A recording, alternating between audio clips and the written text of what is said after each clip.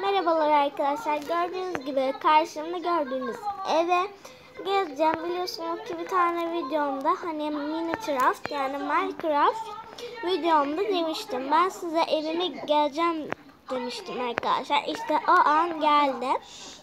Evet, böyle ses gelirse özür dilerim. Evet, konuşmuyorum ve salonu gösteriyorum.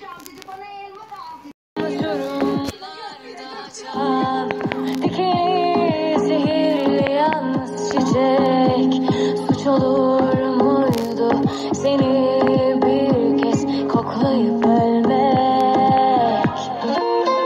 Fırtına alsam kırsam dikenini, uçurumlarda açan dikeni zehirli yalnız çiçek, suç olur muydu seni koklayıp ölmek? Fırtına alsam kırsam dikenini, elimle dokunsam çiçeğine, bu inat bu dik bakış neden gözlerime? Kendini bırak, bırak artık benim cennetime.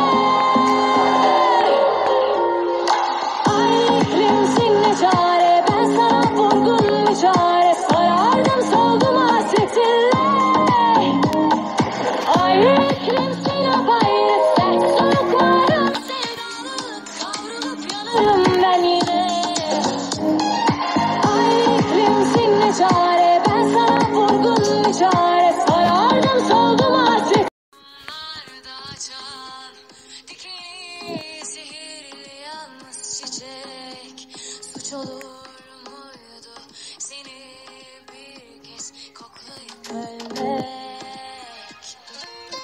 Fırtına alsam kırsam dikenini, yüreğimle dokunsam çiçeğine, bu inat bu dik bakış neden gözlerime? Evet arkadaşlar, bu evimi beğendiyseniz yorumlarıma ben birinci evi sevdim diyebilirsiniz. Şimdi şuradaki gördüğünüz ikinci evi diyeceğiz. Bu arada bu ev değil arkadaşlar, bu havuz. Ben havuz yapmaya çalışmıştım ama yapamamıştım. Evet. Arkadaşlar bakın. Burada su var. Karıyorum geçmiyor.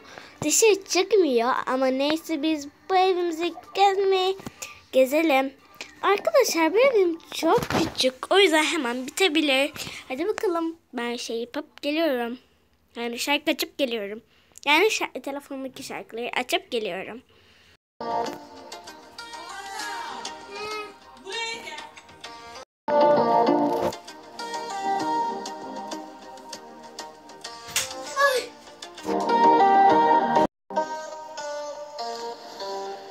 Çaldığın o kalbi yerine koy lütfen.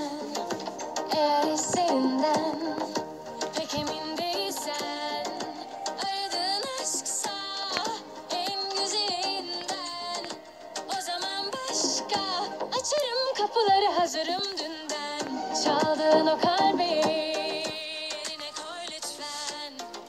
Eğer hislerinden pek emin değilsen, aradığın aşksa en güzelinden, o zaman başka açarım kapıları, hazırım dünden.